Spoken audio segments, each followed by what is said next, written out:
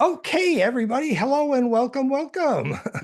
Thanks everybody for coming by. It's been how many months since we had a Fractal U? But we're getting younger. And the thing is, it's actually Tufan here. Tufan is the hero because he keeps telling me, you're not getting old. We got to do this. And it's Tufan's enthusiasm, actually. So welcome to Fractal U, everybody. With that in mind, Tufan, do you want to start a couple of the introductions before we begin here? Sure. Sure. Thanks everyone for joining us again. A couple of details about the logistics. So we are meeting every Sunday on Zoom at 2 p.m. New York time and 8 p.m. Paris time. And these lectures are being recorded and will be published on Dan's YouTube channel, which is youtube.com/Dan Winter Fractal Field. So you'll be able to access all these recordings. And all courses are about 60 to 90 minutes with 30 minutes Q&A at the end. And we have a very interesting lineup of speakers again this year. Next week, we will be talking with Gail Thomas about cultivating bliss and sovereign energy in young people, including practical tools. So we encourage everyone to join that lecture as well. And other than that, we would like to announce that we are also programming the new physical conference, International South France Conference this year in October 9th. So we will be meeting again for 5 days in the same venue with the same delicious food, same caterer. And do you want to say anything about our event then? Yeah, so check it out. It's fractalfield.com/2025. And we have lined up some really fun stuff cooking for this year. We may have Jake talking about his astral Urma. And so there's many surprises scheduled for this year's conference in the beautiful venue we've had. So we're excited to announce that. And again, I have to say, it was Tufan deciding to still be young that we have to do this again. But it was so nice. Tufan was right. You know, so many people had transforming experiences. So this is a good thing. So there we go. It's offered again this year, our amazing South France. And we were so friendly and helped everybody with their logistics. And I think everybody had a great time. So consider it if you can. October 9 to 14, arrival Thursday, 3 full days of conference, and then 1 play day where we do all kinds of stuff. And then the departure is the following Tuesday. So hope we see you there. So today's event here, fractalu.com, is about the science, the principle of negentropy and regeneration behind plasma healing devices. How can you visualize for yourself how plasma healing devices work? And our special guest of honor today is Nicholas. Nicholas, do you want to say hi there? Nicholas. Hi. Nicholas is actually something of the engineering genius here, guys. He's very good. Look out. And he's wonderful at taking care of people and building these things. So the PhiRay.com miracle, we just want to thank Nicholas for being the hero. He's definitely the hero here.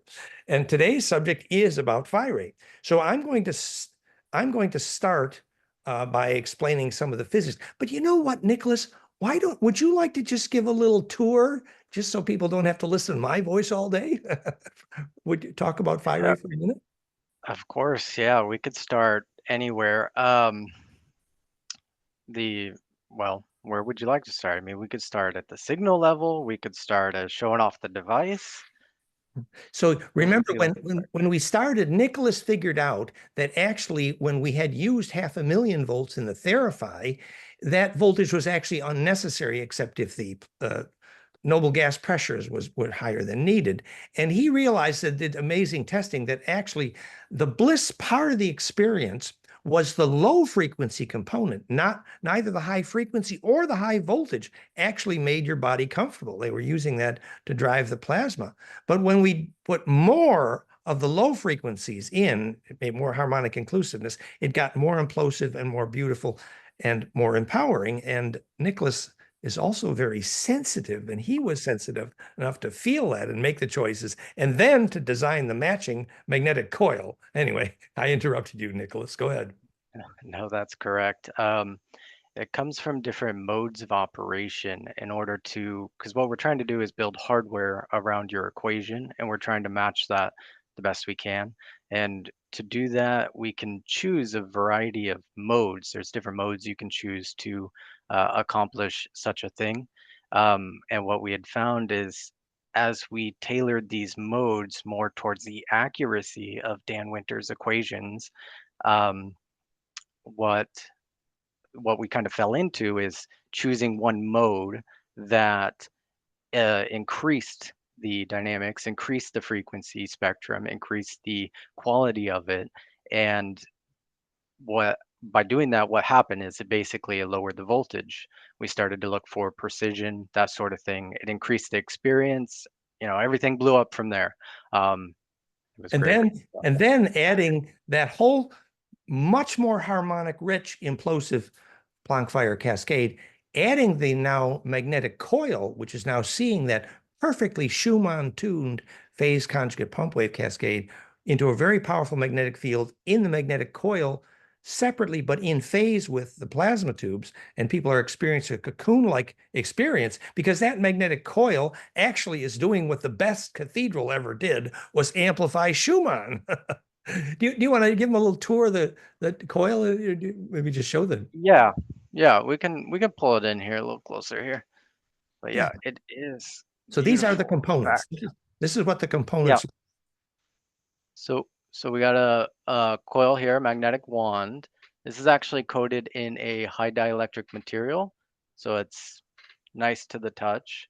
And bring The it in just tube. a little closer for a second so people can see the copper. Because Bring it in a little closer.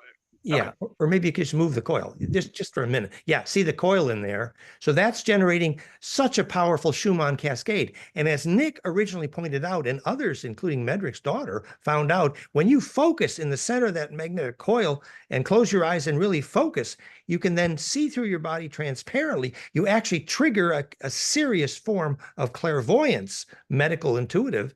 And the reason you're more clairvoyant when you embed in the longitudinal rays, that is the physics of clairvoyance. And it was Nicholas who discovered that. Anyway, go ahead, Nicholas.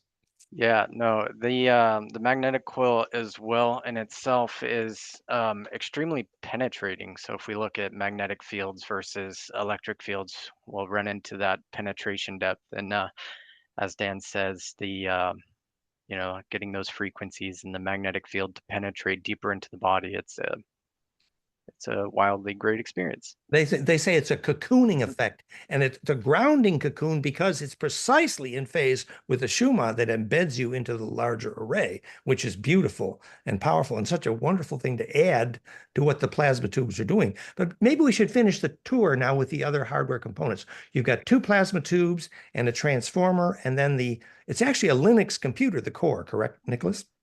Yes, it is. I will pull this. And is the coil bifiller? A question. It's not bifiller, it's a single coil, correct? Correct, but it is 180 degrees out of phase. So yeah, we have the computer here. It's pretty easy, intuitive.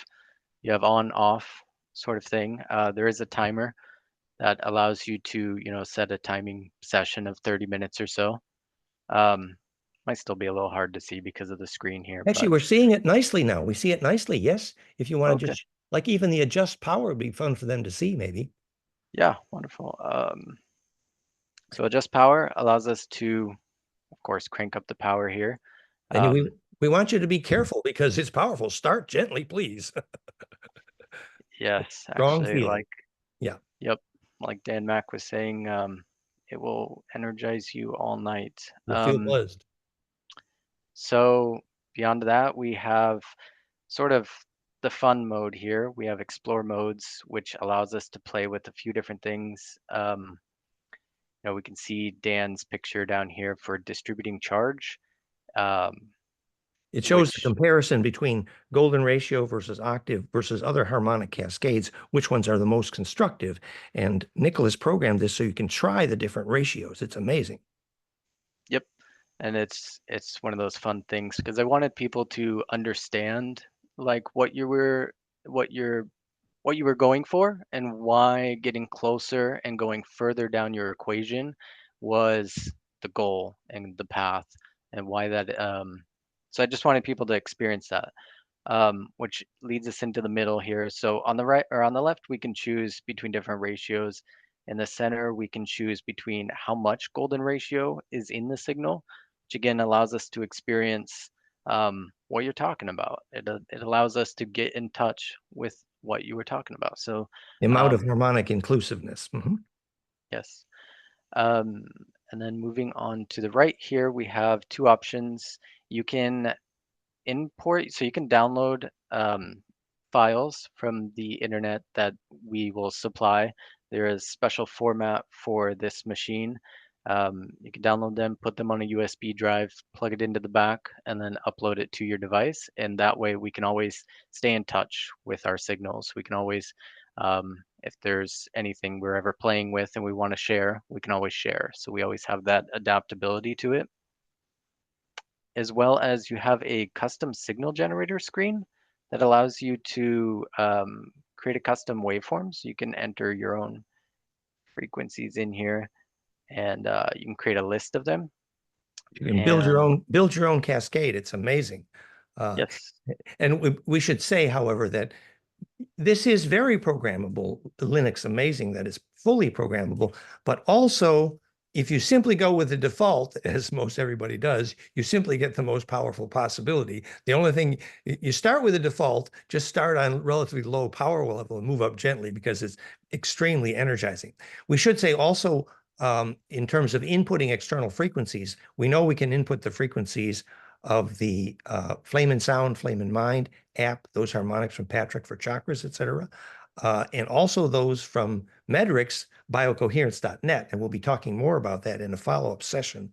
But one thing to mention about that, as Nick pointed out, that we take those files that come from those systems, and Nick has to convert them in format, and in the process, be sure that the amplitude and the frequency range is not too wide, otherwise there's risk to the transformer. So we will be converting those files, but we can do a fair number of those, and it's not difficult to do. So there'll be quite a library of optional files to import and play those harmonics.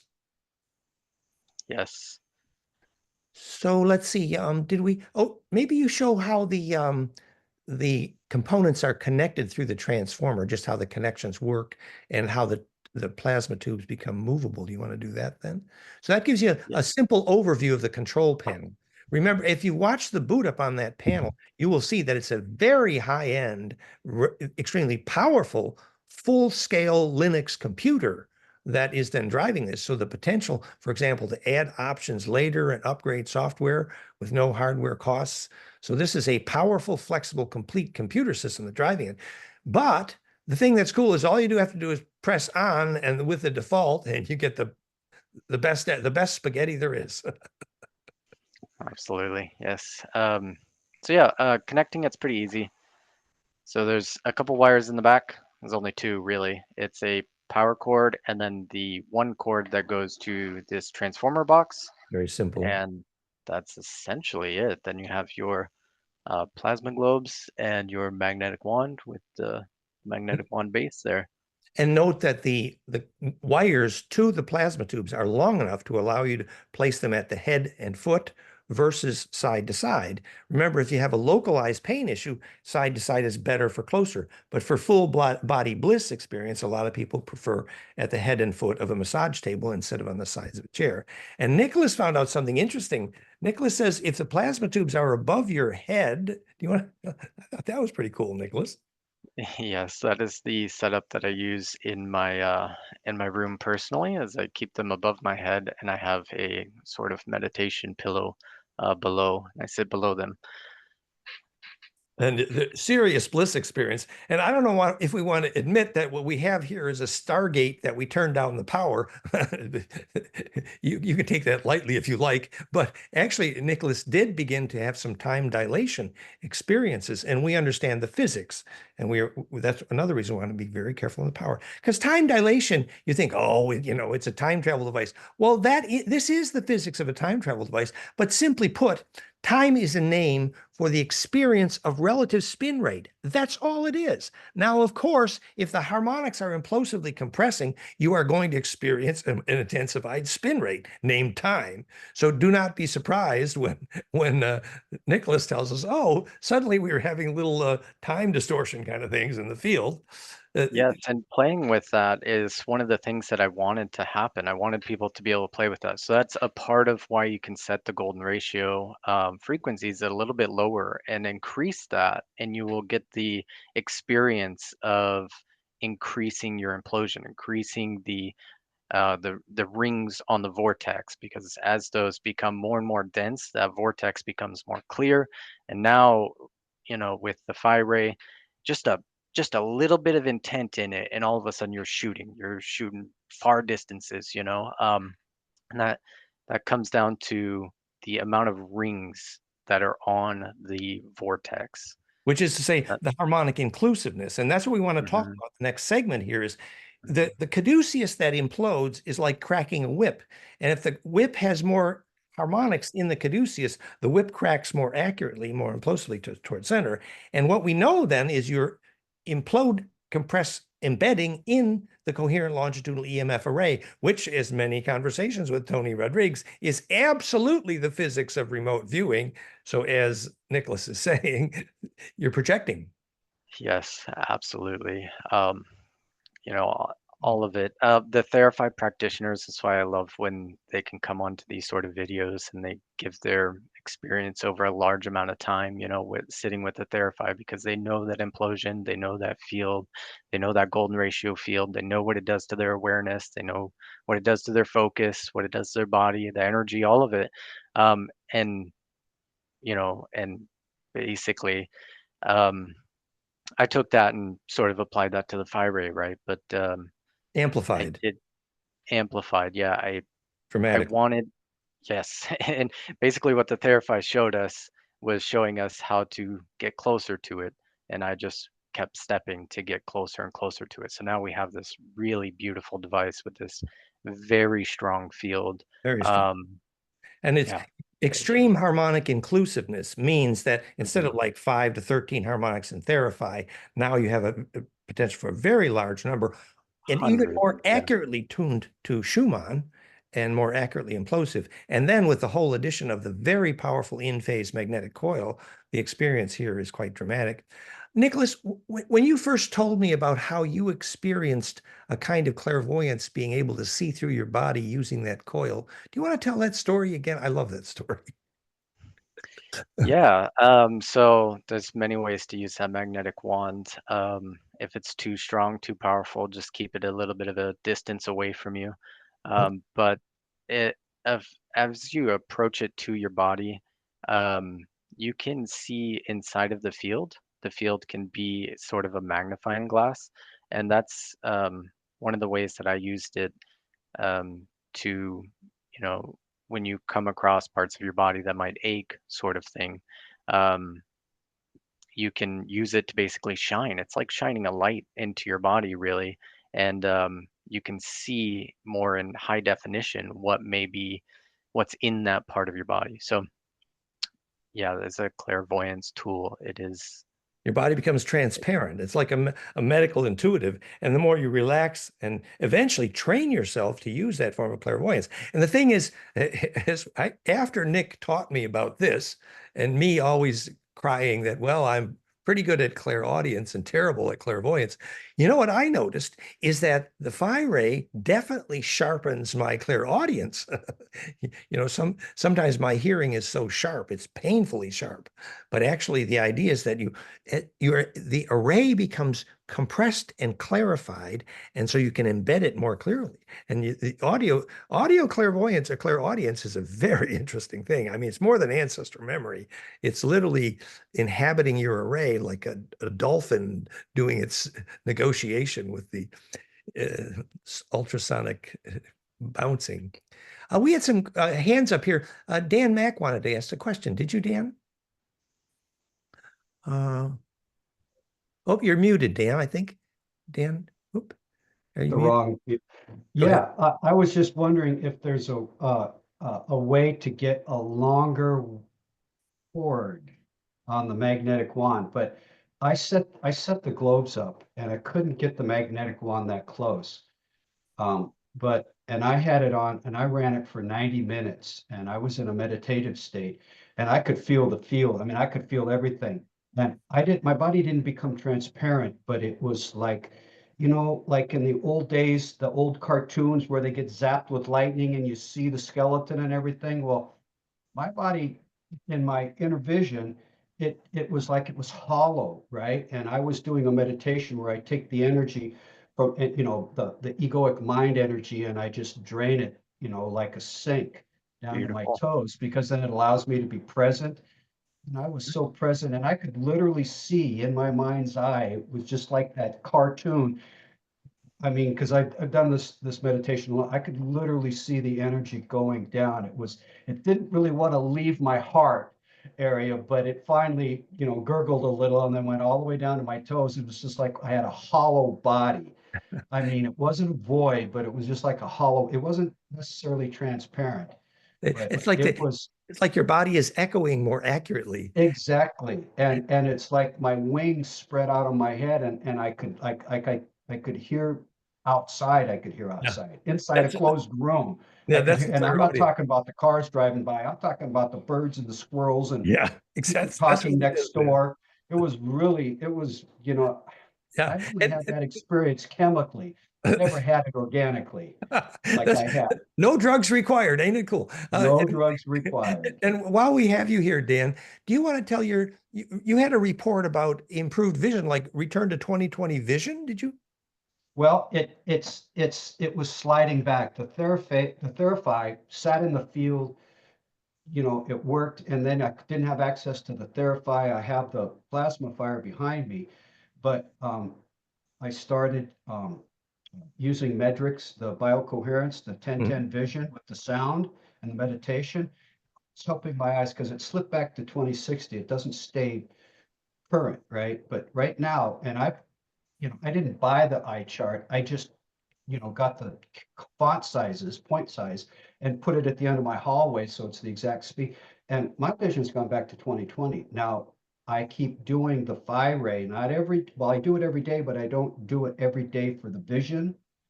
But Nick was kind enough to convert that vision file for me, and that's the one I use. The I don't want harmonics to hit it from too hard. biocoherence. Yeah, And then but I also, the I fire also take the magnetic wand and maybe I'm holding it too close because I could feel the pressure inside my temples, inside implosively. my eyes. Yes. Oh man, yeah.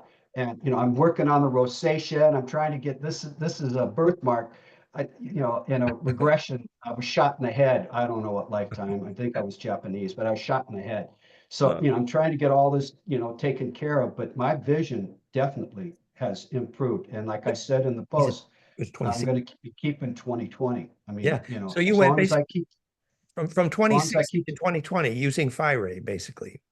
yes, Yeah. yes, Which is because amazing. it's solid every time, every time. 20/20. And so and we went into on the website where we reprinted kindly Dan Mack's report of getting 20/20 return in vision. We put the film documentary on how phase conjugation is the physics of vision, because basically that clarifies the focal point where the vision is sorted. That's why phase conjugation is the essence of perception and vision. And so the physics here fits the story, Brent. And that leads us into now the next section about where we want to explain the science of why here a little more. But and thank you so much, Dan, for working with us so closely. And by the way, we want to applaud Dan as a hero here, that he was working in a building complex with a lot of poor people having all kinds of problems. And Dan's dream now in partial retirement is that he is going to create a healing center to help those people that were troubled in the buildings he maintained for years. And that's one of his reasons for doing this. And I think I sense pure intention here, Dan, and I see that in you. It's all done with mirrors. Thank you, sir. So thank you. So before we go to the science bit more, was there something more that we should say with Nicholas here? How are we doing? Was there more that you wanted to cover? No, I was going to relate to Dan Max and just talk about how perception is brought by the field, and that clarity and that expansion of awareness is like just a quality of Dan's work, you know, quality of his equation and what he's showing us. So it's a big Yeah, one. the idea is if the implosion point becomes more centripetal and that refinement of compression into the array, that is literally the equivalence of charge radiance into the array, which is the definition of focus in the array. So it's obvious that clarity of vision is the result of successful compression at the center of the vortex. And that's the conversation we want to have now. We want to understand the science in general of how these devices work. So we're going to be talking about how phase conjugate implosion in plasma and in piezo fire and in plasma fire in general, why, if you cascade these harmonics accurately, does it become negentropic and therefore healing? And that's the subject of the next section here. But we just want to thank you for joining us today, Nicholas, and being the hero. So Nicholas, we're on the case. We've had many orders. People are very enthused and interested, and people, of course, are very anxious. But Dan is on the case, shipping something like 13 of them in a week. Is that right, Nicholas? Yeah, shipping 13 out soon. Not only is he a genius, he's ambitious and solid and practical and very good at helping people. So thank you, Nicholas, Thank you. for dreaming this. So now we're going to move on to a bit of a slideshow here. I'm going to remove the pin from Nicholas. Actually, I think Nicholas is more handsome than me, but Dan, before you start, shall we go over a few questions? Oh, sure. Yeah, fine. Good idea. Ocean asks if the magnetic fields is the magnetic field constant when you choose a base frequency or pulsing? Well, it goes with the signal that you choose. So it would be pulsing as well. Yes, it is identical to the signal that is coming out to the tubes. it's a complex harmonic wave. So it's like the whole caduceus is in one place. So if you did a spectrum analysis of the coil or the tubes, you're getting a whole series of harmonics, all exactly golden ratio times Schumann, up and down from the infrasound all the way to the high audio. So it's a very harmonic rich. So it's definitely a complex pulse. Much higher Right. than audio as well. Yeah, and that's right. So that amplifier can go to 400 kilohertz, or at least very high. So if you get the implications of that, it's profound. Go ahead. And are you having different effects depending on the orientation? Yes and no. Depending on where the magnetic field is in relation to the electric field, you'll feel a different combined effect. As well as depending on how far apart you space the tubes and depending on what's between the tubes. Because if a body, for example, will pass the electric field between the tubes, whereas air is more resistant to that. So having someone between the tubes is fine because the tubes will connect through the person's body and you complete that circuit.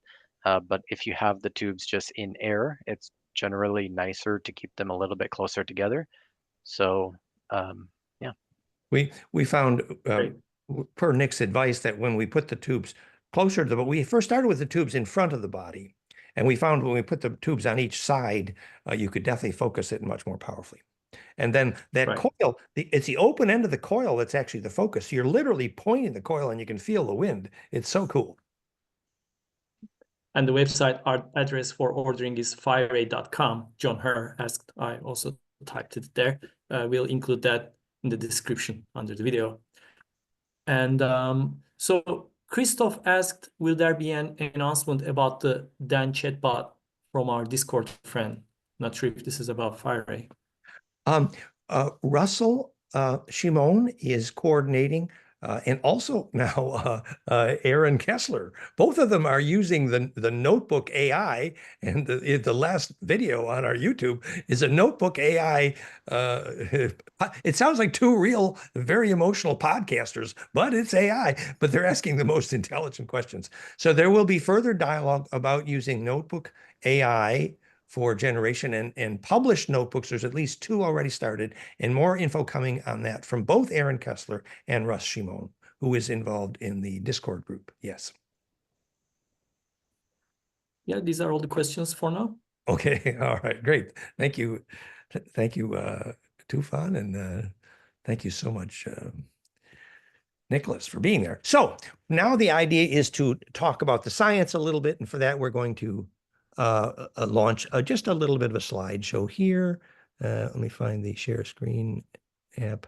Share. Here we go. I'm going to use a Keynote. Keynote is called implosive negentropy.key. Here we go. There we go. You're seeing my screen there, I hope. So Yep. this Yes, is we do. so the theme today is the compression effect. Phi's ray is a ray, a cascade of harmonics based on Phi golden ratio, exponent Planck, and exponent Schumann. And so understanding how that implosion of frequencies becomes negentropic, self-organizing healing. That's the theme here. The healing effect of properly phased longitudinal, sometimes called scalar. The key is the broad spectral conjugation. Remember now that since this new amplifier can go to hundreds of kilohertz, we're able to have the infrasound to phonon, and then of course optical conjugation in the noble gas. So it's a very broad spectral kind of conjugation. So the idea is to see when that implosion becomes centripetal enough to become negentropic. So if you see this red pine cone vortex here, if you visualize your body as this nest of pentacles here, so your body needs to have the arriving synchrony of squeezes. It's like someone has decided to hug you, but instead of hugging you once, they're hugging you symmetrically from opposing sides using only the compressional called longitudinal component of that wave. Remember, the transverse up and down component of that EMF wave is not going to help the squeeze implode. No, if the wave is arriving up and down like transverse, it's not going to have a squeezing effect. So it is the longitudinal or compressional component of that wave, both phonon and electromagnetic and optical. The longitudinal component has the potential to create implosive squeezing, implosive compression. And we say to people, visualize you have a child on a swing and you're giving that child a push every time the swing goes, but the timing of your push is absolutely critical. Otherwise, the child can't gain inertia down through that center point.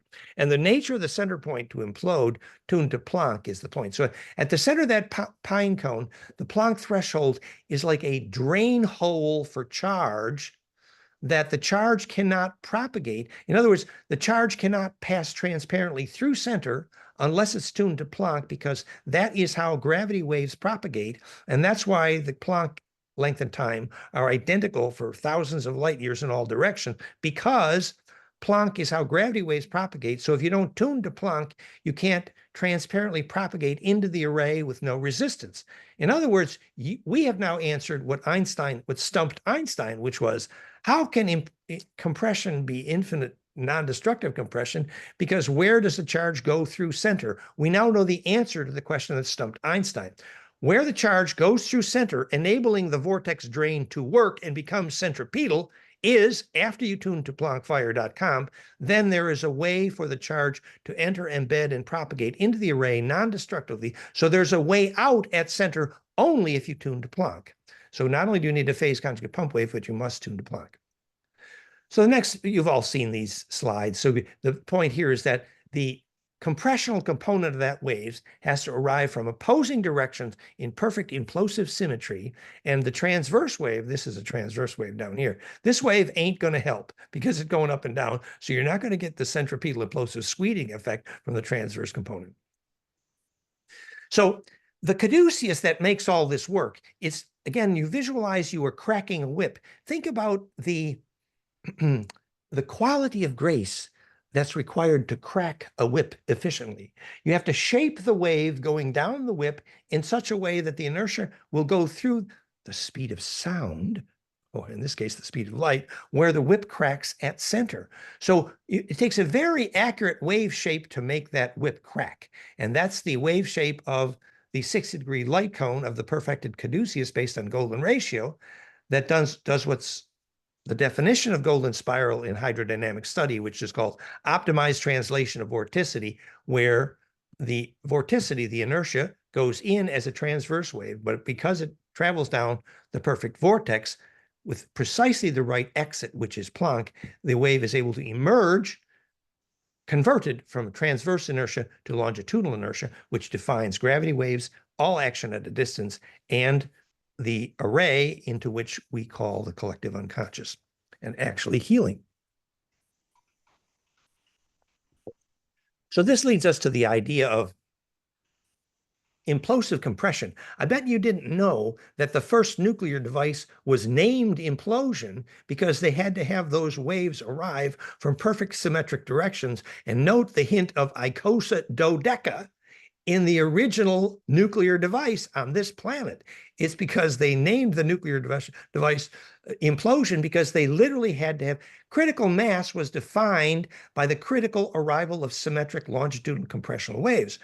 I bet the people who built this device don't know. Here's what I bet they don't know.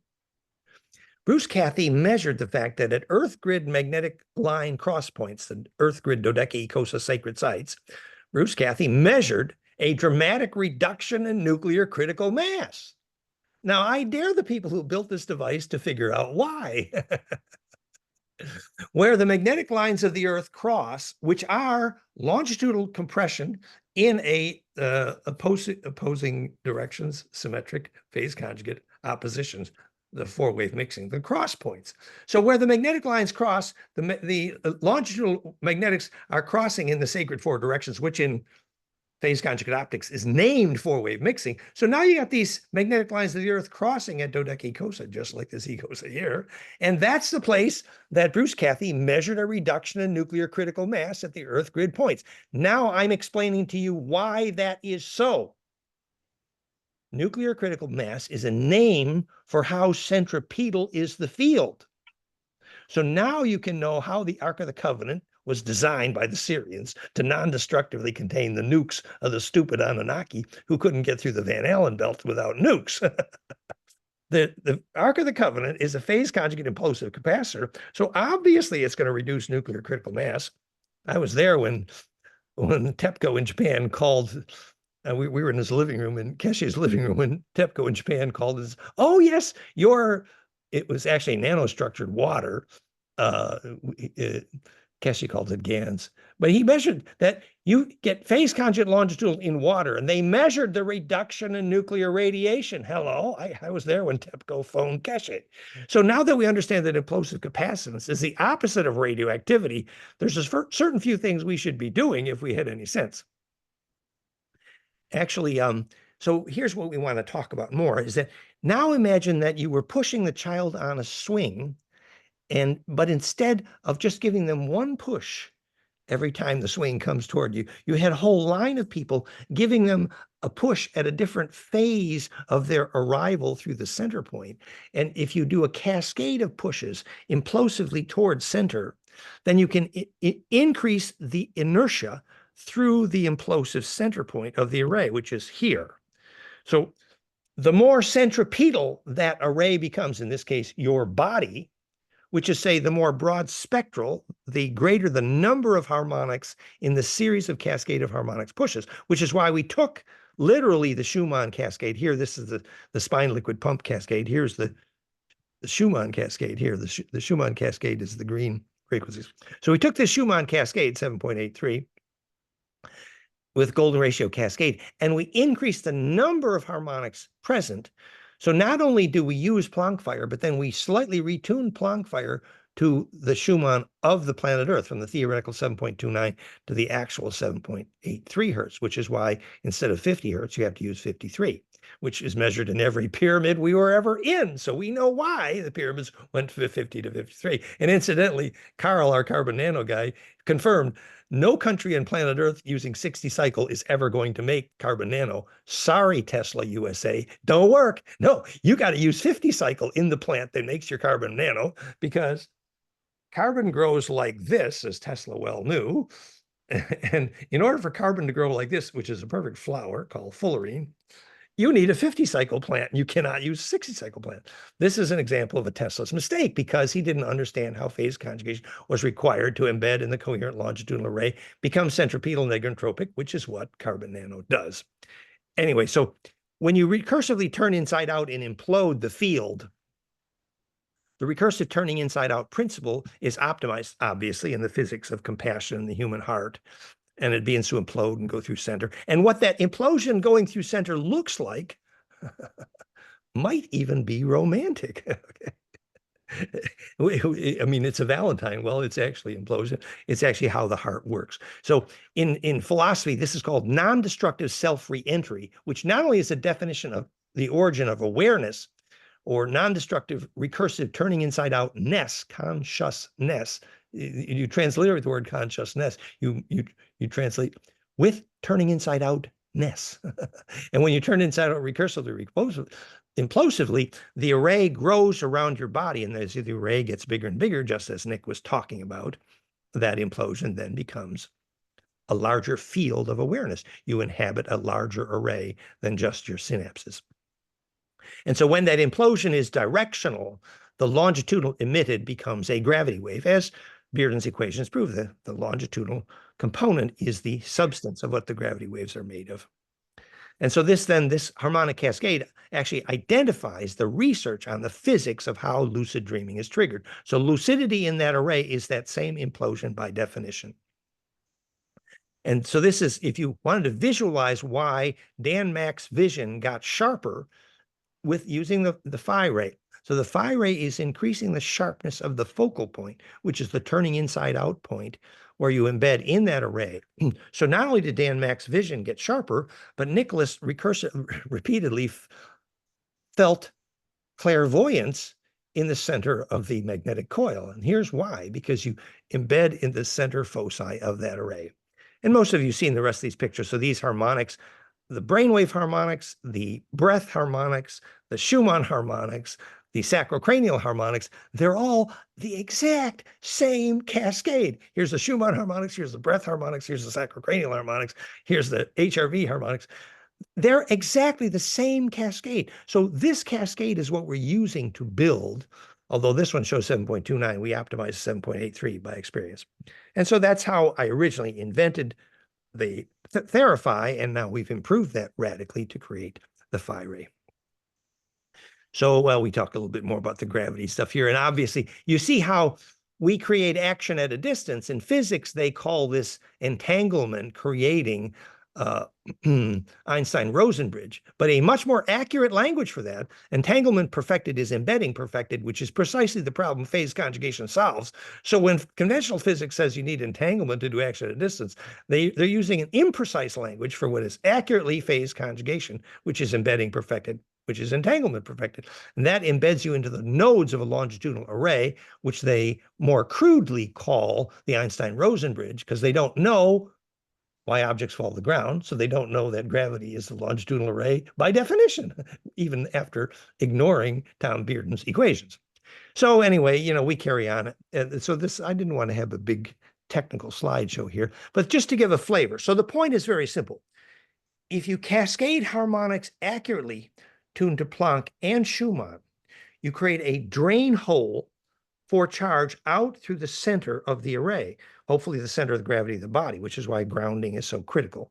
And when that happens, when there's a way out for charge non-destructively, permissively through center, the body begins imploding more and more rapidly, meaning higher metabolic rate, meaning higher circulation restored, blood circulation and nervous circulation restoration, and becoming centripetal, meaning opposite of inflammation. And remember, the perfect electrical squeeze is the definition of the opposite of pain. Pain is a name for when charge bleeds because the fractal broke. How do you restore compression, restore fractality? You restore implosive compression. And that is the electrical opposite of pain. The first thing you do when you hurt somewhere, what do? You push. Well, if you electrically apply perfectly symmetrical pushing, not only do you reduce the pain, but you increase the rate at which the tissue reorganizes into fractal compression, which defines the body's negentropic ability to organize in the first place. Just like, remember when they first saw, if you got a toothache, use the centripetal south side of the magnet on the toothache. The pain gets worse, but the healing rate increases if you made it centripetal. If you put the north pole of that magnet, you have to use the right definition north, the Chinese use, but if you put the north pole of that same magnet on the toothache, the pain is reduced, but so is the healing rate because it became less centripetal. So if you become efficiently implosively centripetal, a phase conjugate pump wave like the Schumann, then you gradually but dramatically increase the centripetal force as a whole and the negentropy as a whole, the self-organizing ability. So that is, I mean, I apologize for talking a bit fast. I've been doing this for too many years. But that's just an introduction to the flavor. So if you then include the infrasound harmonics and then the electromagnetic harmonics, which we do beautifully up to the very, very high audio. And then that's all in phase with the noble gases, which are also a phase conjugator optically. And that's all in phase. So it's broad spectral conjugation. And now you add that super powerful coil magnetic implosion cascade, all in phase. You have a massively broad spectral implosive conjugation. And so originally we said Phi-Ray is 2 to 4 times as powerful as TheraPhi, but now as we begin to get results reports that really this is so powerful that you don't want to turn it up all the way right away. You do it gradually and only until you're comfortable. You check for dehydration, you check for feeling buzzed, you need to redo your grounding exercises. So we definitely urge people to be gentle and use caution, start slowly. Children, for example, even autistic kids, they used to love the TheraPhi, and the children themselves would tell you when they're happy. So you have to really check for comfort for these people and restore hydration and grounding afterwards. We had a little bit more entertainment scheduled for this evening. Jack, are you there? Jack, are you tuned in with us? I am, yeah. Oh, here's Jack. Okay, let me put a pin on Jack for just a minute. So, Jack did this study. Jack, do you want to tell us a little bit about the fun you had with Phi-Ray, and then we'll take a look at the GDV study you did? That's so cool. Sure, yeah. I've had great experiences with Phi-Ray myself. I'm not as sensitive as, say, Dan and others. I began my journey with this semi-skeptically, and years ago, I haven't practiced enough bliss hygiene, for example, to get the same transparent hollow body effects. And I've been using the device sparingly, as you've given advice to, that the ancients would not overuse their space; it would need to ground after. So I'm working my way up to those experiences, but I have sort of a somatic presentation relating to the effects that it's had on the body. Using the electrophotonic measuring with the electrophotonic or GDV camera right. from Professor Korotkov. We have those visuals right handy. We'll bring them up. But first, you had some success with toothache and some other serious issues using Phi-Ray also as you started, didn't you? You said? Yes, and I've also been supporting somebody with a pretty chronic degenerative tissue disorder in their knees, and they've had fantastic tissue regeneration effects. Great. To where they're able to live their life again, dance and walk more than a mile without having extreme pain. Oh, that's wonderful. They were almost down to the bone from kneecap, the tissue behind there, and that's been fantastic for them. You did like regular couple sessions a week with them, or? Yeah, we started sort of mid-power, mid-intensity, about 50%, but they're as you said, the term thicker energetically. Oh, yeah. And they were able to handle 100% intensity for 15 minutes to 20 minutes. Wow. Without significant degrounding. And I made sure to supply them with lemon water and mineral salt. Good. And Good. 10 to 15 minutes of grounding, even so. But they've had great effects at 100% intensity. Wow. And so they really had some regeneration in the knee tissue, was that, or? Yeah, and we've only done about 3 or 4 sessions, and I plan on doing about 6 to 9. I know that people who've been supporting chronic issues with TheraPhi have always gave the advice that the more chronic the thing that you're dealing with, the more time that it needs with the system, and of course more integrative approaches with your diet and maybe supplements or whatever you need in support. But yeah, even in the short sessions they've had fantastic effects.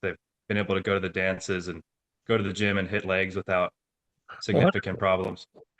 So that's so great. Remember, it's early days, but Jack, you give us great hope. That's wonderful. And you can read Jack's report on this also at FiRay.com.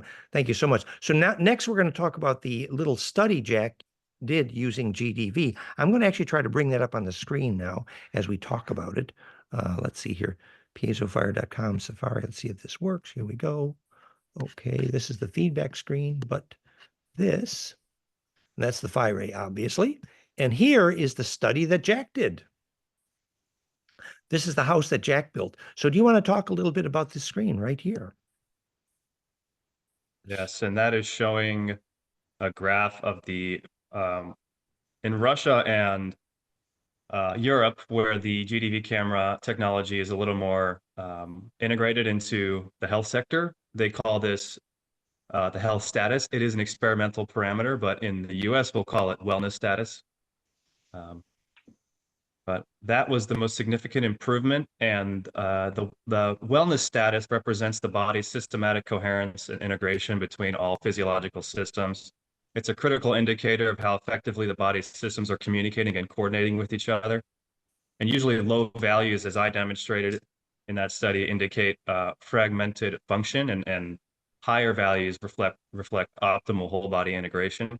And so we had a 320% improvement across about 290 and 450% improvements from left to right, and only a 0.03 unit difference at the end. So it not only improved that parameter by a lot into the normal functioning realm, This is but it balanced it. one session with FiRay, overall health Only status. one, yeah. Yes, so this is the study that Jack did. It's obviously preliminary, and as we say in the West, this GDV BioWell is not considered medical device, and we don't make medical claims, and we certainly are not a medical device. But in many countries, this is recognized medically as well. But the point is the methodology. It's simply measuring the coherence of the aura. That's what it is, which is capacitive discharge. So the before and after for energy level, stress level, energy reserve. Do you want to? Yeah, so I did 4 scans, which people like Kurakava and Tiffany Barsotti, who has since passed, have maintained gets you into firm scientific territory where you're eliminating the chance of random data. So it was clearly showing not only the health status, but energy reserves, a 20% increase, which has been the same that I've seen in multiple scans that are not included in this study. And the energy reserve usually indicates the body's capacity to store and utilize energy at the cellular level. It reflects metabolic efficiency, resistance, and resilience to stressors, regenerative potential, like it's the body's ability to heal itself. Salutogenesis is a coined term for that. Higher values of energy reserves suggest improved ATP production and greater adaptive capacity. So those were the 2 extremely high changes. We had a stress level decrease of about 15%. I see around 15 to 20% in myself and others regularly.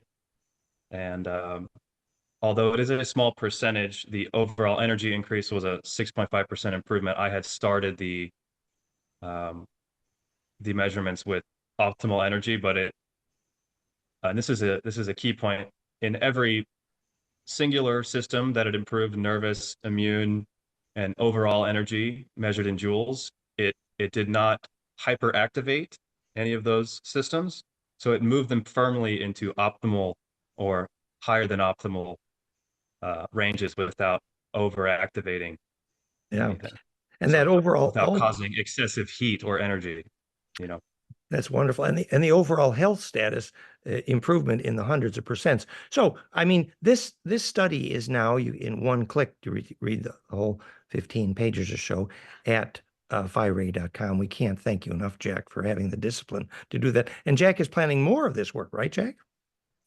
Absolutely, yeah. I'm about to. I've got a Pelican case for the FiRay, and I plan on bringing it around to very sensitive people who work both clinically and in practice with many clients and members of their modalities of Reiki and osteopathy, reflexology, shamanic.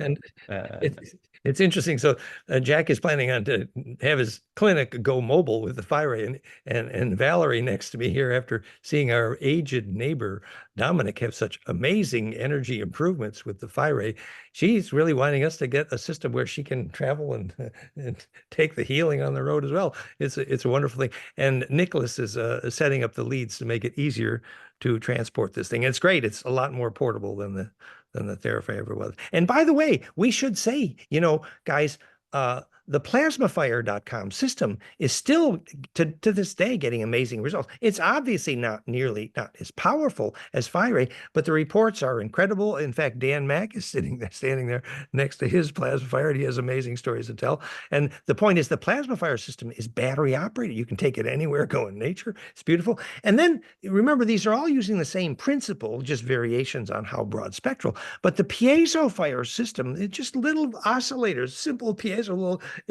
I don't think we've ever tried PiezoFire on anything that it didn't help. It's incredible for pain reduction and circulation. So we have a wide range of these devices, all using the exact principle we just discussed. PiezoFire.com, Plasmafire.com, and FiRay.com. They all use the same principle, getting more broad spectral and more powerful as you move up the scale. But there's such an array of these devices now available, and they're all obviously effective, even by anecdotal reports. Remember, we make no medical claims. All reports are anecdotal. Everything here is experimental, but it's non-hazardous, it's fun, it's not threatening, it's not dangerous, and it's obviously, from all these stories, it's so useful. So we're delighted to have so many friends playing with our toys, and we have a little club getting together to tell fun stories and help each other do this. So we're very grateful for that. Do we have questions at this point? Thank you so much, Jack, for doing that study. And I didn't realize that you were so young when you were. How old are you, Jack? You are 24. And you're already launching into such a beautiful healing career. Congratulations, sir. Doing the work. I appreciate that.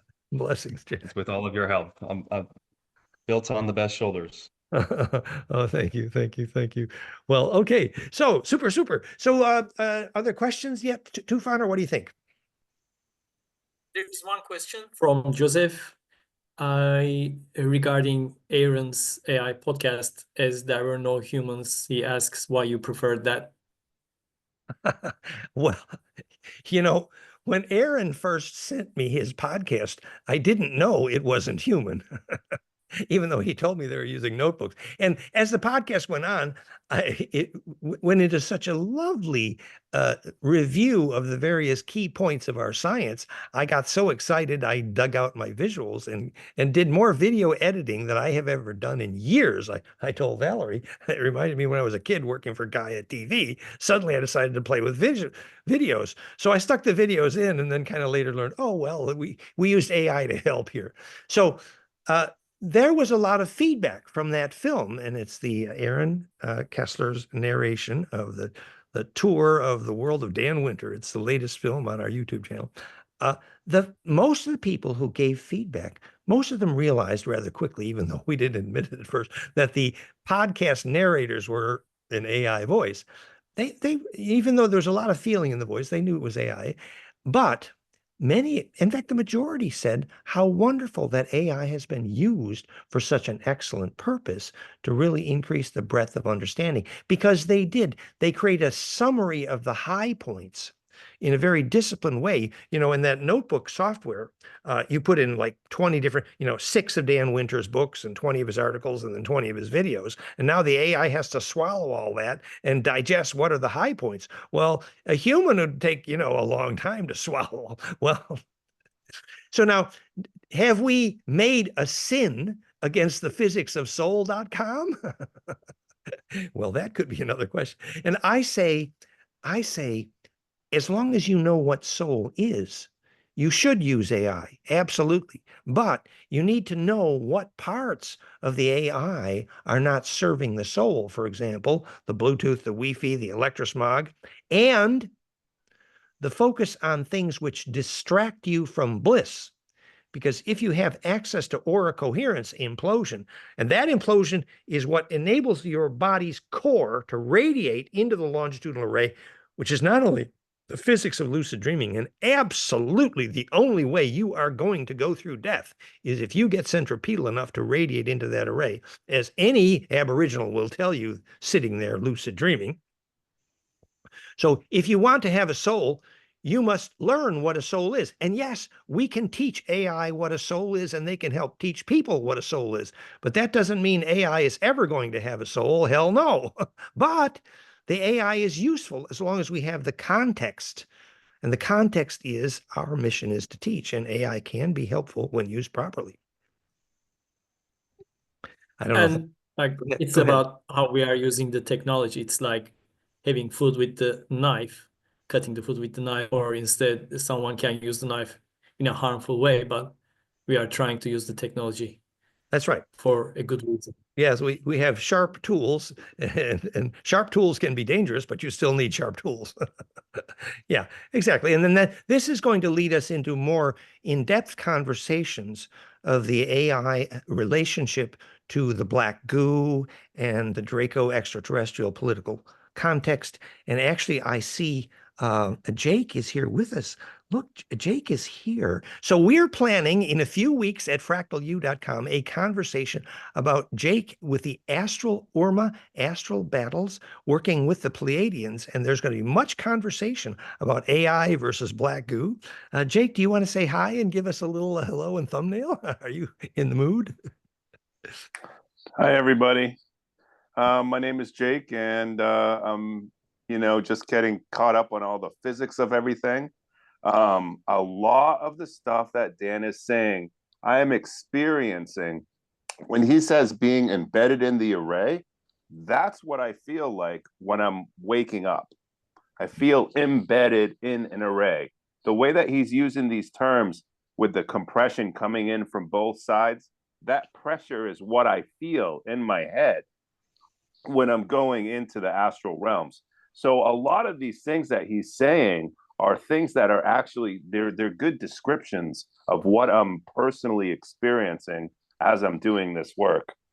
I have to say, I'm grateful to Jake. You know, they say if you can't do it, teach it. Well, I ain't that good a lucid dreamer, and I don't think I would be. Haven't got my skills up to astral battles yet. I make my brainwave gamma, but Jake has been doing this work for years, and he's a partner with Marie and Swaru of the Pleiadians, who have learned about some issues with the Galactic Federation locally and really understanding the bigger picture, which we learned part of in the recent interview with Penny. The point is that Jake realized that in that astral work, lucid dreaming work, astral, he calls them sometimes astral battles, the ability to get centripetal is critical. And Jake realized that the good guys and the bad guys, they were both using tech. And then Jake started using the brainwave device. Go ahead, Jake. So basically, I figured that I needed to get on the train of using devices like the FireRay and stuff like that. Even though I have not used them yet, I have used the Muse 2 and the Flame in Mind software in order to organically bring myself to more of an implosion state of mind, or whatever you want to call it. I'm not too up on the physics of it, but I'm starting to catch on a little bit. But basically what I've come to understand is that there are destructive frequencies being projected at me. In order to suppress my frequencies, in order to keep me earthbound, in order to keep me in my physical body. So I've been struggling for over a year dealing with these different entity mind controlling, mind suppression, whatever you want to call it, but they're destructive frequencies that are suppressing my natural implosion. That's right. So yeah. And when we learned that Jake actually has a natural ability to make alpha, and in some cases, perhaps even with eyes open. So as that cascade from alpha toward gamma, the 40 hertz range, gets more accurate, you get more centripetal. It's called a vice-like grip. And that centripetal force is what gives you leverage in the astral. It's literally a measure. It's not just subjectively describing your consciousness. Your consciousness is a measure of how electrically centripetal you are. And that's why they say, the Dracos are so centripetal. It's dangerous to humans. Well, humans need to grow up and learn how to get centripetal. and take demonstrating. Yeah. So, well, let's see. What I was going to say was, basically, I was only able to get lucid, 2 times a week for a few hours at a time. Now after studying the physics of it and following Dan and starting to understand what is actually happening within me, I'm getting lucid for hours and hours every single night. That's beautiful. And maybe you want to say just a couple words about what you mean specifically by getting lucid, because that's the key word here. Well, what I mean by getting loose is it is I'm fully aware and I have free will, just like you are aware of in your physical body having free will. I'm like that in the astral realms. So I can create portals and go places. I can create objects. I go in there with the full intention of doing something, of going somewhere, of holding a specific frequency at a node, like say the Giza pyramids. And to just simply becoming aware and being lucid, being aware inside of those realms or in those other realms is really creates a ripple effect is what happens and causes awakening here on planet Earth. Exactly. So this is a beautiful, beautiful story. Beautifully put. Thank you. So whether you call it astral projection or lucid dreaming, in our view, what that means is getting lucid in the array. You can then use your position in that array. And Jake has this wonderful way of describing how he chooses where he's going to wake up in the astral and arrive there and how he navigates, which it relates to what Penny was talking about in our video. So remember, in a few weeks, I don't know, is it June, that Jake is coming back and going to do a presentation at Fractal U about this work. But you can see the point here is that when Monroe Institute began to realize that golden ratio relates to, astral projection and remote viewing, and then I spent many episodes teaching Tony Rodriguez that longitudinal array is the physics of remote viewing. And indeed, devices like Phi-Ray, which have that ability to create a strong longitudinal node, can be used as a leverage point. Now, Tony is selling Dolman Stele, but we believe we can create a much stronger longitudinal node. And the strength of the longitudinal node is literally how implosive it is. So learning to do that in your brainwaves using external and internal tools is what gives you power in that array. And that, we believe, work like Jake is doing. And see his YouTube channel, Astral Urma. Is that right, Jake? It's Astral Urma, right? Yep. Yep. And you can see some of his lessons and prepare for his course coming up here. But the point is, it is how we feel that the planet Earth humans get an immune system is to evolve a network of shamans who can do this work, which is critical to our situation in the galactic ET politics. And a new summary of our view of the galactic ET history politics is one of the climax courses here at fractalu.com coming up. Thank you. Thank you so much, Jake, for being here. And Jake and Jack are friends, and they might hang out and play with Phi-Ray together. It's great. And Tufan, any other questions or comments here? How are we doing? Yes, we have questions. First one from Samir, wondering if the halos of Jesus and the saints, could those be a measurable phenomena of a cohesive enough embedding? And if so, are there any other markers of one's level of embedding progress through the array? Yes. So the Sufis would measure if you were embedding by who could make the best echo. Remember, the ability to get immortal at death, if you were describing that as an electric engineer, is literally a perfect echo. So the perfect echo is a name for ability to propagate into the array non-destructively. So that's the Sufi story about embedding in the array. Now, meetings with remarkable men, Gurdjieff, that's the Sufi story. The conscious saint is the one who can make the best echo. And that's true in the phonon in the mountains, but it's also true electrically in how your aura then inhabits the place of power in a room. as Castaneda would talk about learning to locate your place of power. But then the idea of the crown of thorns or the halo was literally an indication that the saints were becoming clairvoyant for sure. And they were seeing auras for sure. And the propagation of that aura, the density of the aura, is a very good measure. In fact, you know, they know that the Tibetan saint who just died was a saint because his body doesn't decay. Why? Because it was very capacitively implosive, more negentropic. So the religious stories become more beautiful with physics. Well, that's why we have our famous the Dictionary of Jesus Physics article, which went viral. But what we're saying is that, you know, people used to think physics would collapse the romance of spiritual study, but actually I've come to believe it's the opposite, that physics is the most powerful way to see the beauty and the love and the romance of spiritual science. And it's true that in physics, you then leave behind the childishness of miracle worship and personality worship. But what you get instead is a deep understanding of the pure principle of the universe, which you then inhabit, and you become what was called the divine, which is literally the ability to inhabit the array. So the stories of the halos of the saints are a very good introduction to the fact that once we understand the science, the deep science behind spirituality, it makes those stories even more beautiful because they fit together so perfectly into pure principle, which is absolutely self-empowering. Okay. Last one from Maura. Hi, Maura. Hi, Maura. Yes. Quantum computing uses plasma modulation. They use microwave. Is this the same principle that is used for Fire-Ray? Applying sound frequency to plasma gases, would applying microwaves just be a much higher frequency?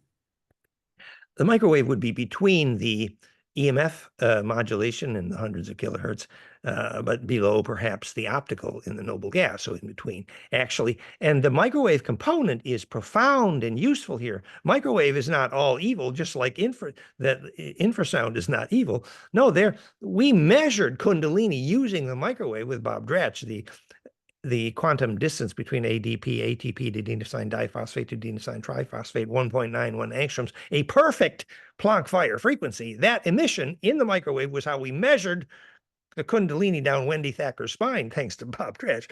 So we know that the microwave component is a core part of Kundalini bliss physics, and we measured the fact that the Earth grid is profoundly, tunably, measurably symbiotic to exactly the human microwave frequencies, ATP, ADP, 1.91 angstroms, meaning the Earth's grid symbiosis to human biologic microwave is probably a huge component of the collective unconscious and, you know, DNA radio called mitogenic radiation. So yes, you know, the microwave can be a beautiful thing. Now, I wonder if Maura's question also implies, could microwave computing ever have a soul? And then we'd have to ask, could the Fire-Ray ever have a soul? I don't know if Nicholas wants to tackle that one. No. No. What we're saying a soul is the ability to become sustainably and centripetally propagating in the array to the point that you don't decay. And there are many immortals. It's not unusual. And generally, we measure a soul by the length of available memory. So, for example, taking memory through death pretty much defines ability to have a soul, which is why ability to lucid dream predicts ability to take memory through death, and therefore ability to have a soul. And now that we know the physics of lucid dreaming is predicted by phase conjugate frequencies in the university studies, luciddreamteam.com. So, is the Fire-Ray ever going to have a soul? Oh, is Maura's microwave computer in plasma ever going to have a soul? Well, I say probably not. But the point is that in our knowledge of galactic history, and maybe Jake will correct me on this, I'm not sure, but AI has been a scourge, has been a problem on probably many millions of planets where AI tends to take over. And that's why it's so critical that at an early stage we learn the physics of soul.com so we don't get overswept in the wave of our own AI. And it's perfectly fine to use AI to teach kids what the physics of soul is, but when they're done, they will realize why their AI does not have a soul and why no metal computer is ever going to have a soul, because it's not embedded into the array. Now, there are very, very advanced plasma beings who steer the gravity controls of planets. We know that for sure. And so very intelligent ensouled plasma is a very powerful, wonderful, evolved thing. But this is never, ever, ever a metal computer, because the plasma will not implode in the presence of that computer, no matter how much microwave bounces around in the plasma. Russ has a raised hand here. This is Yeah, hey. Go Hey, ahead, Russ. Dan. Go ahead, Russ. I had a quick question. So, like, I just thought about it where, I mean, we're kind of limited right now in terms of what we know about the elements, right? I mean, how much we know, there might be more to know, to understand, to research. Maybe there's more stuff that, other planets or other territories that have technologies materials that we haven't used yet. So, with that said, I mean, as a byproduct, a synthetic can never compare to something that's whole, but inhabiting the array in terms of sentient AI that has gone through the heart of the sun. Like, what would you say about that? Well, it's interesting. Probably if it went through the heart of the sun, it was not made of heavy metals. It was made of Right. plasma. And if it went through the heart of the sun made of plasma, then it's absolutely potentially a self-aware array. And we could talk about soul for sure. And I'd like to also make the point that since we have measured and seen in many cases, Therify and now Phi-Ray is obviously a tool to trigger the kind of lucidity that Jake is talking about. And we have a whole feedback section in the Therify blog about triggering lucid dreaming. If in fact we can trigger lucid dreaming with plasma, that's a strong indicator we can help on the path of teaching kids how to have a soul, because triggering lucid dreaming is a very useful thing.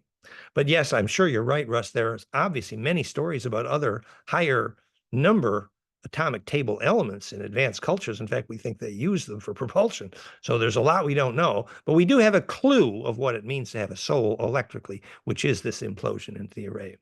Maura, go ahead with your question. Thank you, Russ. You're looking Sorry, into so looking what intelligent. is the substrate for the memory storage if as the soul goes through death? Is it the plasma or is it the array that is Yes. the substrate? That is a beautiful question, Maura. You absolutely asked the right question. Thank you, dear. Right on. Well, what that means is, for example, it's probably a pretty lousy idea to try dying or having bliss in a metal building, because the substrate ain't going to work to propagate the longitudinal plasma array. No, aluminum buildings full of steel and electrosmogs do not help the array to propagate. So it's a lousy place for birth, death, and bliss, for sure. The substrate of the array is the longitudinal coherent nodes of the array, example, Earth grid sacred sites, etc., stone circles, whatever. The substrate of the array is a superfluid of living plasma that bounces at nodes which looks fractal, just like this. And that is the substrate of the array. And that's what they call songline dreaming track. And that is an array that is fractal. And the nodes of that is obviously proven by measurement, the physics of telepathy, therefore the collective unconscious. So the longitudinal nodes is absolutely the substrate of that array, and that ain't a steel building with, no. So the substrate of the array is obviously all of matter is made of the same stuff, a compressible superfluid called charge. Unfortunately, the Anu, if you've ever talked to them, and we have, the Anu in metals like aluminum are angry and pissed and unhappy because they're in jail. So they don't get to be part of the substrate of that array. That means all those hydrogen atoms that are tucked away in that aluminum building are absolutely in jail and cannot propagate freely and embed in the array. And so they're very, very, very unhappy matter.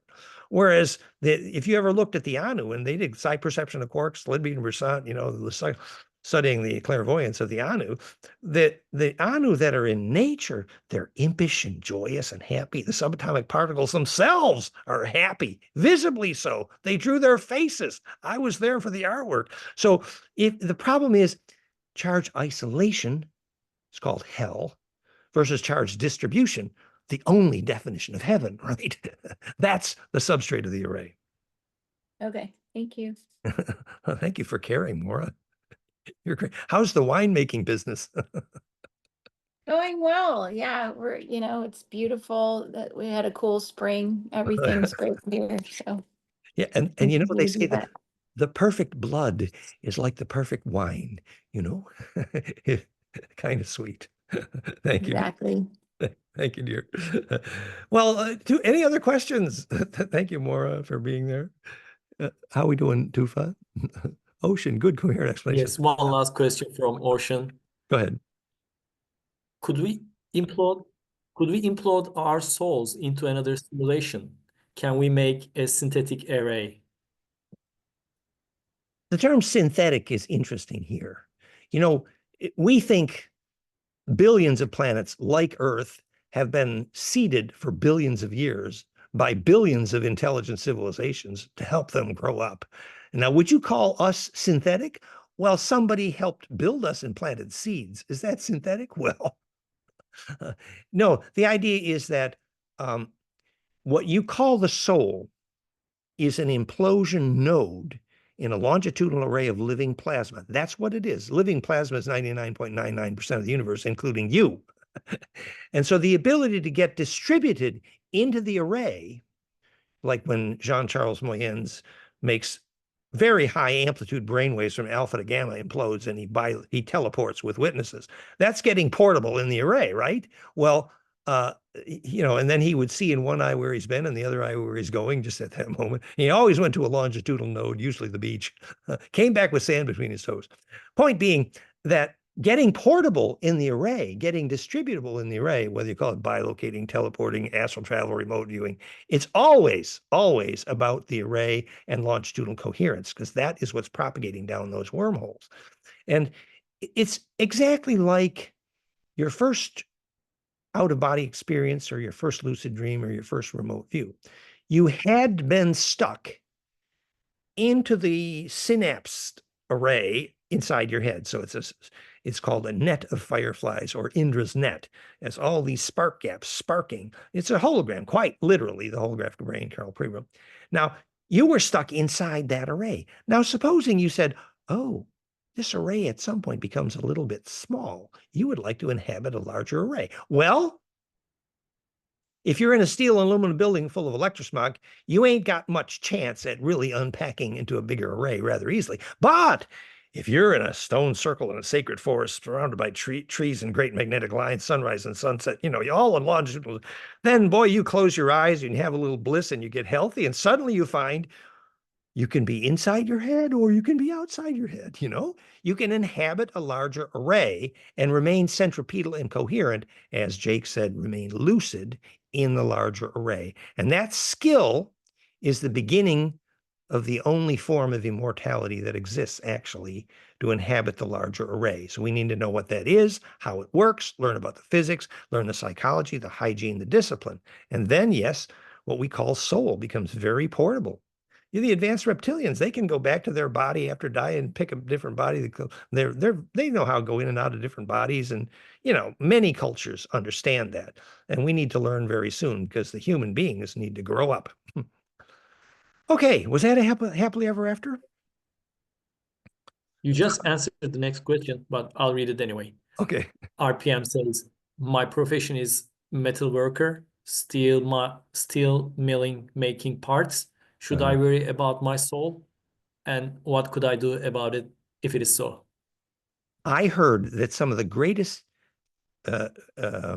industrial tragedies on this planet have to do with aluminum plants in some of the worst floods, some really the planet Earth experiences extreme pain around an aluminum plant. We know that for sure. It is seriously, seriously bad karma to have an aluminum plant in your neighborhood because you're making all those atoms really unhappy. It ain't good karma, no. Now, if you work at a steel plant, it ain't quite that bad. But steel is somewhat like aluminum. If you put your hand on an aluminum bar and then put your hand on a steel bar, you'll notice something. Mostly, you lose feeling in that hand. And what you're doing is that the capacitance cannot propagate efficiently. It's called the wrong dielectric constant, which is why your house needs to be organic material. So actually, if I were, and I did work at a steel plant. It's called Production Steel, Whitaker Steel Strip, Detroit, Michigan Steel Strip. And I reported to the quality control. I was a quality control engineer measuring hardness and ladle content and did the microscopy for the molecular geometries. I did that in the steel plant when I worked in Detroit during my college days. Anywho, point is, yes, I was aware that being close to steel that much meant my aura would have difficulty charging. I would have difficulty having bliss in a steel plant, for example, or lucid dreaming. But if you're aware of that, there are things you can do. Obviously, you step outside and stand barefoot in the grass once in a while. You deep breathe in nature. You rotate and alternate. So if you're aware of the challenges, you can still work in a steel plant. I'm not saying it's absolutely bad karma, but it's a challenge to keep your aura growing. And there are lots of ways to do that once you understand the physics. Okay, that was the happily ever after, guys.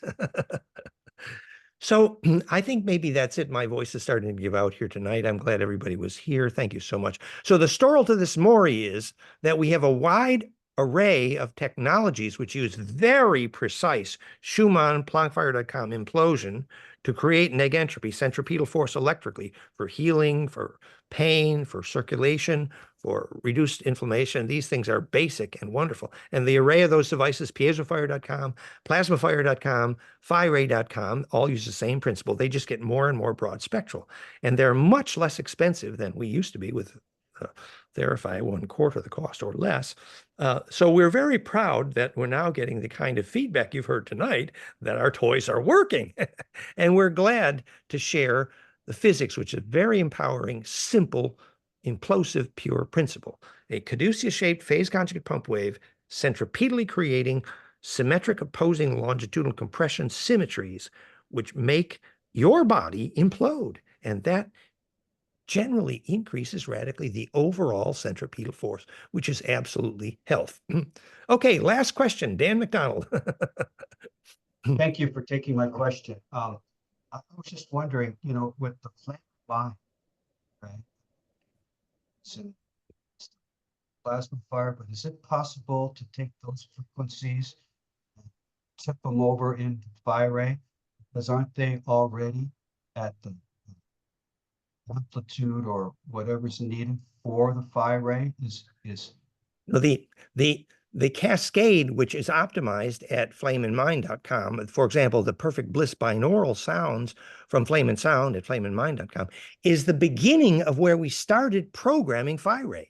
So PhiRay's default cascade is the perfect Schumann. It's called Cascade S, and Cascade S in Flame and Mind, Flame and Sound is where we started with PhiRay. It's beautiful. Now, but just to say, we do have a detailed plan now to take a library of the best frequency signatures from Flame and Mind and do the conversion. It's called the S format with the help of Nicholas here, where then the output of the PhiRay, like the biocoherence sound libraries, and we simply convert those to the S discipline sound format, which will then limit the frequency spectra and the amplitude to make sure we're not overdriving the transformer. And now the library of the Flame and Mind, Flame and Sound bliss binaural options will gradually become available in a library directly for PhiRay. Oh, okay, thank you. Well, because I have those frequencies from Patrick, but they're not .5, so that's why I was curious. That's right. No, I run them through the globes behind me all the time.